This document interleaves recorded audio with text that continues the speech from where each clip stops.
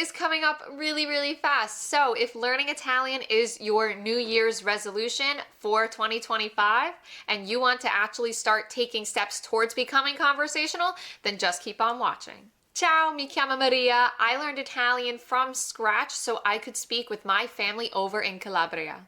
Before we dive into the phrases, if you're still struggling with something like pronunciation, which you sort of have to say the phrases really well and have people understand what you mean, check the link in the description below. You can grab my free pronunciation guide. I wrote it as a native English speaker myself, so I know it will make sense to you.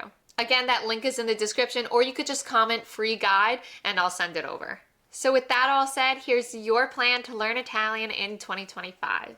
Number 1 is get specific on what you want to be able to do or achieve. This is a really big mistake I see in a lot of beginners that want to learn Italian and they just hop right into language learning with no end ever. And with that, there's no goals that you can achieve, right? And if there's no goals that you could achieve and it's just this big endless thing, then are you really making any progress? And are you even tracking that progress? And do you even feel good about it? Do you get what I mean? In order to stay motivated, we have to have little goals along the way to achieving that big goal. And with that, it's best to focus on what gets you excited about learning. So I want you to think to yourself, why am I learning Italian? Why? Why is it important to me? I'll give you some examples. Maybe you want to introduce yourself to a new neighbor. Maybe you're going to Italy to visit family and you know they're going to have a big family reunion. That's what happened to me. Or maybe you'll be going to Rome for a few days and you need to be able to have those travel phrases ready to go. Whatever it is, write it out, think it through, use that as your motivation. And that leads me to my second tip, which is learn the parts of the language that apply to you the most. This strategy is how I teach my students inside the Italian Toolkit program, and it's how I'm able to get them from zero to conversational and building connections with people really fast. So what you want to do is focus on the words and the phrases inside the language that you know that you'll use the most. So for example, I recently worked with a client who worked for the Italian fashion company Armani. And her reason for learning wasn't necessarily to go to Italy. It was to be able to connect and converse with her coworkers and potentially new clients. So her specific plan for learning Italian might look like this. The first part could be learning how to negotiate in Italian. This could include phrases like qual è il prezzo migliore che puoi offrire? Qual è il prezzo migliore che puoi offrire? What's the best price you can offer? Or posso avere uno sconto?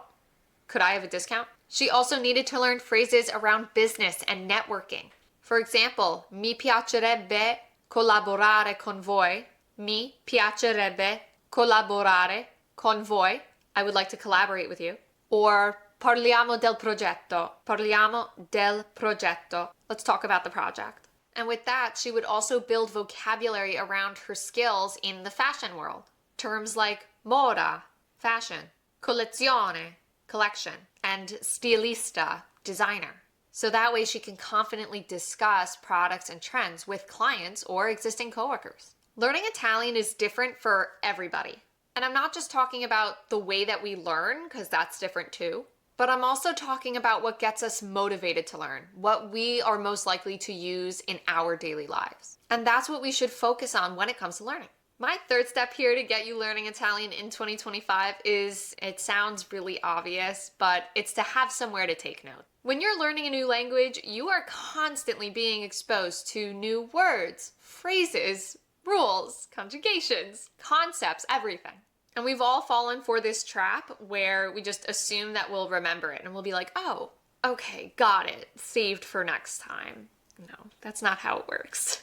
Don't assume that you'll just remember everything you hear. It's the nature of language learning. Even the best of us need reminders. So with that, have a dedicated place to take notes. It can be Post-it notes, a digital app, a notebook. Sometimes I even recommend labeling things, like taking a Post-it note and writing the vocabulary word on it and then sticking it to a piece of furniture, just to remember the name of that piece of furniture. Whatever works for you. And pro tip here, when I was learning Italian, I didn't just write down vocabulary words, I also wrote down phrases that I wanted to use in real conversations. Phrases like, come si dice? How do you say a word? Or, posso aiutarti? Can I help you? Having the post-its with the phrases and post-its with the words really made it easier for me to retain the information.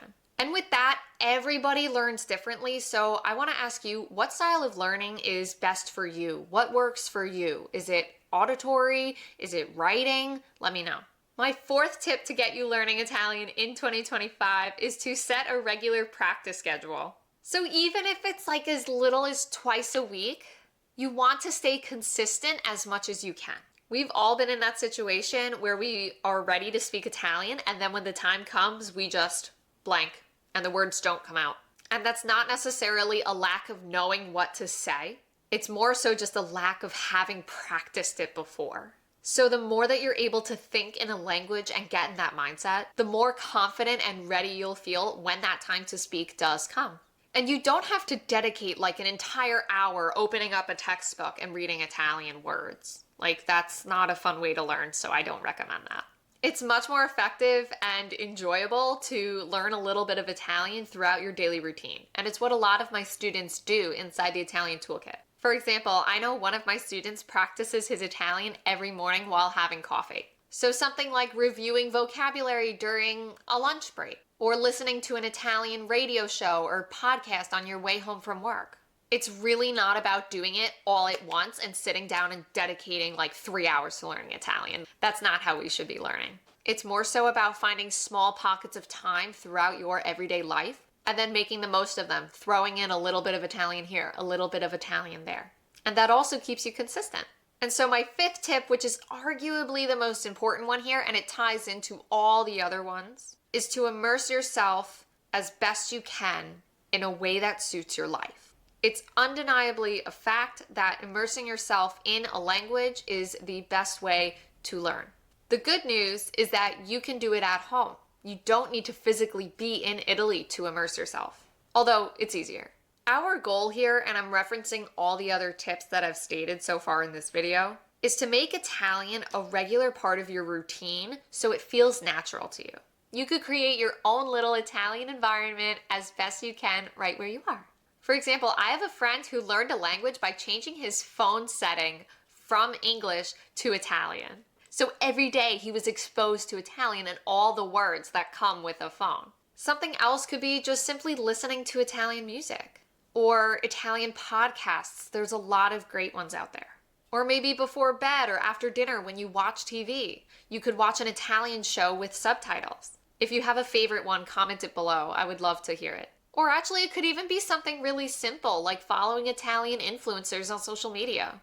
The idea is the more you expose yourself to the Italian language and culture in different contexts, the more your brain will absorb the phrases, the culture, the rhythm, the sounds of the language. This kind of exposure keeps Italian on the top of the mind and makes it easier to recognize and use what you learn in real conversations, which is the goal. Unfortunately, with language learning, this idea of one-size-fits-all learning might be convenient at first, but it will eventually cause burnout.